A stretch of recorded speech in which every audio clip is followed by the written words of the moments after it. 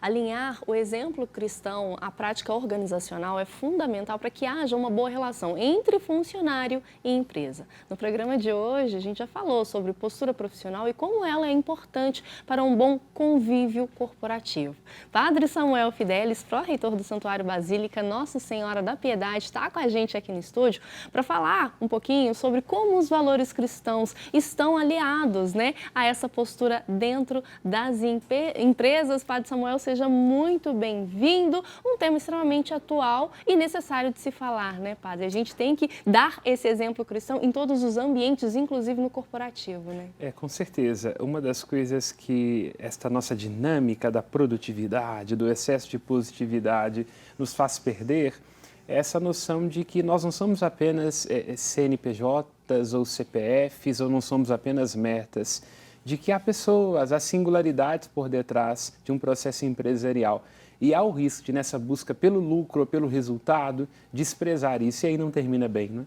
E isso passa pelo clima organizacional, claro, também, né, Padre? Uhum. E é preciso estar atento e realmente, né, trazer esse exemplo cristão, o amor ao próximo, a empatia em claro, todos os níveis, né, de hierarquia é necessário, né, Padre? Eu vejo muito isso em Jesus.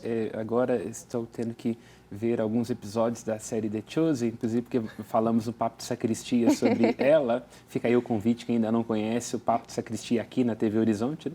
Aos sábados, meio-dia, e também domingos, logo depois da missa das 15 horas. É como que a série mostra Jesus sabendo lidar bem com os perfis de cada um dos discípulos e apóstolos, que no primeiro momento eram opostos, conflitantes entre si, mas acabam tecendo aquela primeira comunidade que é a igreja, que tem os seus avessos, mas também tem os seus versos. Então o desafio no ambiente empresarial é isso, pegar a diferença, as oposições, as rusgas e fazer todo mundo se inclinar na direção de um propósito, que é maior do que nós. Porque se a gente não encontrar algo maior do que nós, aí são muitos nós, aí embaralha.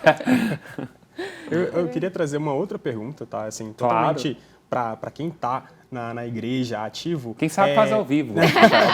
Na questão sobre a diferença entre serviço e servir, né? A gente faz essa comparação porque muitas pessoas elas têm aquele momento na igreja como servo, né? E tem também a sua profissão, a sua carreira. Como conciliar, como isso pode contribuir, né, para resultados melhores para ambos os lados. Entendendo, sobretudo, Rafa, que em Jesus a igreja não é alguma coisa do templo, ela é uma coisa em nós. Essa é uma das dimensões da fé cristã. A fé cristã tem a dimensão da liturgia enquanto oração, a dimensão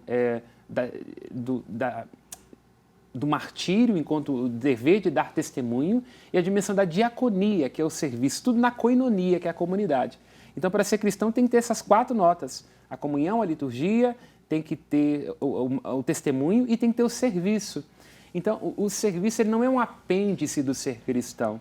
É aquele momento onde nós, verdadeiramente como cristãos, mostramos de fato se o Cristo está em nós, porque ele foi servo. Ele deixou isso claro no Evangelho. Com efeito, eu, o Filho do Homem, não vim para ser servido, mas para servir, assim como no lava-pés também, que é o momento onde a igreja é instituída a partir da Eucaristia, onde Cristo diz, vocês viram o que eu fiz? Eu sou o mestre e Senhor, vocês me chamam assim, não é? Eu sou de fato, né? Eu sou o pica das galáxias, hoje atualizando. Mas se eu que sou isso tudo fiz, vós também deveis lavar os pés uns dos outros, né? Então o serviço não é um apêndice, é um constitutivo essencial de um seguidor de Jesus, onde quer que a gente se encontre. E o trabalho é lugar de serviço, de santificação, né? Com certeza. Padre, como que a nossa espiritualidade pode nos ajudar a passar por momentos delicados, seja, né, no ambiente profissional, seja em relação à própria reflexão da sua carreira. Será que eu estou no lugar certo? Será que eu estou na profissão certa? A gente falou, né, no bloco anterior em relação à transição de carreiras, né? Então, como que a nossa espiritualidade pode nos fortalecer nesse momento de dúvida, muitas vezes de desmotivação? Então, eu respondo com 2 questões. A primeira é uma cena de um filme muito interessante da Netflix, que é O Despertar de uma Paixão. Vale a pena, não vou dar muito spoiler. Em determinado momento dessa cena, uma mulher lá encontra, né, que ela trai o marido e aí depois eles vão tendo que se apaixonar a partir dessa situação. E aí ela vai para a freira e fala para a freira assim, mas como é que é, né, a sua relação com Deus e por aí vai, porque eu estou no meu casamento, aquela coisa toda. Aí a freira fala assim, Aí é assim mesmo, né? Eu também, na minha relação com Deus, faz muito tempo que eu não sinto assim muita coisa, né? E uma outra situação que ilustra muito bem isso é São José Maria Escrivá. Tem um santo polêmico, tem hora que fala que eu sou à esquerda, agora eu vou citar alguém da direita, que aí eu fico no centro. É quando um jovem vai até ele e fala assim, eu tinha tanta vontade de rezar, eu era mais entusiasmado, e agora eu não consigo. Aí São José Maria Escrivá falou assim, que bom, agora começas a amar. Então, acho que é bem isso, né? O prazer engravida, mas é a dor que faz parir. Eu adoro, eu quero ser padre, eu quero trabalhar com comunicação, eu quero ser professora, que maravilha. Mas na hora que começar a doer, que isso significar um parto de si mesmo, que bom, agora começas a amar, né? Então, será um indício para ver, talvez, que a profissão não é aquela, aí onde não couberes, não te apertes. Mas pode ser também no sentido de perceber que a profissão vai trabalhando a gente também, lapidando, né, nossas questões, nossos limites, nossas fragilidades, que todos as temos, né? E o ouro é provado no fogo. Exatamente. Bom, e nessa procura, né, de se sentir bem, agora chegou a parte onde eu adoro e me sinto no meu lugar, porque chegou o momento em que o pessoal de casa, Padre Samuel, eles damos vozes para eles, né? Eles mandam mensagens para você esclarecer aquelas dúvidas e curiosidades com você, que é o mestre da sabedoria. Então chegou a hora do nosso quadro Padre Nosso.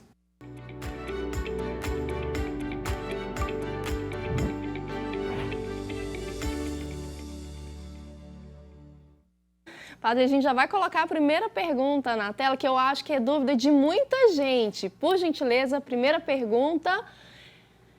A Tatiana Ferreira perguntou, padre recebe salário? Como que é isso? Bom, eu queria dizer assim, vou ter problema com o compliance da empresa. Salário não, porque padre não é CLT, né? Até mesmo porque isso é uma passeata na porta da casa do bispo e a igreja tem trauma. Desde Maria Antonieta a gente tem um problema com esse negócio de não tem pão como um brioches. Isso é um problema. Mas recebe côngrua, que na verdade não é no sentido de um pagamento pelo serviço sacramental que o padre faz, porque seria a simonia. Mas levando em consideração as despesas pessoais, a própria questão de que o padre não tem aposentadoria, então, às vezes, ajudam a família, né? Então, é nessa perspectiva. Então, não é um salário, porque não é uma profissão, mas recebe uma côngrua, que vai variando de cada diocese. Eu posso dizer para vocês com muita tranquilidade, em Belo Horizonte os padres ganham bem. E aí vai com que cada um tome consciência de que aquilo que ele recebe é como serviço, né? Nada exagerado, não é isso que eu estou querendo dizer, no sentido de luxo, e aqui é uma das preocupações que Dom Valmor tem, é tudo muito bem regulamentado, não é o padre que paga a própria côngrua, tem muita lisura, tudo bem prestado, com imposto de renda e por aí vai, mas aquilo que é suficiente e necessário, né, para viver bem, né? Sim. Bacana. E agora nós temos uma pergunta que foi gravada, o pessoal de casa mandou pra gente um videozinho. Na verdade, é uma tela. É o Tiago, Veloso. Padre, olha, uma pergunta curiosa. Me formo este ano no ensino médio e ainda não sei o que fazer. Como descobrir minha vocação, Padre Samuel? Então, Tiago, é uma das coisas mais difíceis da vida, porque a gente tem a impressão de que vocação é uma certeza muito clara, de o tempo todo alguém dizer, não, é isso mesmo, e de realização, e por aí vai. Eu diria assim, um bom indício para a gente saber o que é vocação, entendendo vocação como caminho, é o seu coração arde. Você consegue se ver daqui a alguns anos realizado nessa profissão? Você está realizando o sonho de uma outra pessoa? Então, se faz arder o coração, se brilha os olhos, e você consegue se ver como horizonte de vida nessa perspectiva, então é um indício de uma vocação. Sabendo, sobretudo, que o determinante numa vocação é o fato de a gente se sentir chamado por algo superior, numa voz que é mais íntima de nós que nós mesmos, né? Na direção do bem e não do bom. Porque toda vocação em determinado momento eu já tive várias vezes em que eu falei, onde é que eu fui amarrar minha égua? E eu vou ser muito sincero, meu Deus do céu, eu estava num lugar e manda para o outro e estou tendo problema, mas a questão é, vale a pena? Então, se vale a pena, é justo que muito custe o que muito vale. Então, a vocação é isso, você coloca na balança. Tem chefe enchendo o saco, tem um ambiente de trabalho difícil, você não está conseguindo realizar aquilo que deveria, mas vale a pena? Te deslumbra, você se vê nessa perspectiva, então é um indício de que essa é a direção correta, né? É assim que eu respondo a mim mesmo. Porque tem dia que a gente não quer levantar da cama mesmo, não? Tem dias. Tem dias, né? Tem dias. Vários, Dias. inclusive, segunda-feira, nem se fala. E o Léo falou que sexta também. E assim, eu acho que passa muito, isso que o senhor falou, passa muito por algo que a gente já falou ao longo do programa e a gente tem falado bastante aqui no Sala de Estar, justamente para despertar esse interesse em quem está acompanhando a gente, que é a importância do auto se conhecer, Claro, né, padre? claro. De olhar mesmo com muito carinho, com muita atenção para você, para saber o que você gosta, quais são os seus limites também, para que você realmente E a vocação possa... nos testa, Vanessa, porque, Sim. na verdade, o amor caminha junto com a angústia. Então, se a gente ama um ambiente empresarial, se a gente ama uma profissão, aquilo vai nos fazer sofrer. O problema é quando a gente se torna indiferente. É porque aí, quando é indiferença, aí pode ser um indício, inclusive, Tiago, de uma vocação errada. Porque se está acontecendo e eu estou indiferente, não me faço sofrer, não estou nem aí, o meu dinheiro está caindo no final, aí significa que eu estou no lugar errado. Porque se ama, é justo que muito custe aquilo que muito vale. Se há amor, há desconforto, há sacrifício, há trabalho. Relacionamento, né, padre? Claro. Quando você ainda está ali, mas está me incomodando, quero mudar, Claro. vamos procurar algum jeito e tal. E estou falando em todos os tipos de relacionamento, Claro. né? Numa amizade, num casamento. Enfim, se você ainda busca que o outro mude ou que mude a situação, é porque você se importa, né? Claro, e isso é fundamental. Uma vocação significa ter alguma coisa importante.